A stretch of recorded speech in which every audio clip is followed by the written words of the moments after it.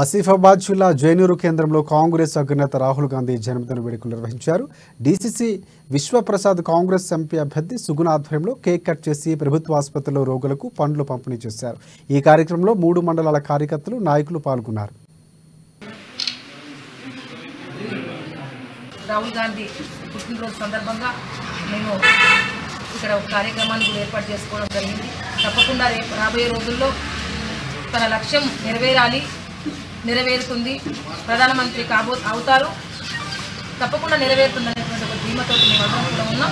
నెరవేరే దిశలో కూడా ఆసిఫాబాద్ అన్ని ఉమ్మడి ఆదిలాబాద్ జిల్లాతో కూడా తప్పకుండా కాంగ్రెస్ జెండా ఎగరవేసే విధంగా మేమందరం కూడా సాయశక్తుల కృషి చేస్తామని ఈ సందర్భంగా తెలియజేస్తూ, అదేవిధంగా తన పుట్టినరోజు సందర్భంగా అందరూ ఆయురారోగ్యాలతో సుఖ సంతోషాలతో ఉండాలని కోరుకునేటువంటి ఒక వ్యక్తిత్వం కలిగినటువంటి వాళ్ళు కాబట్టి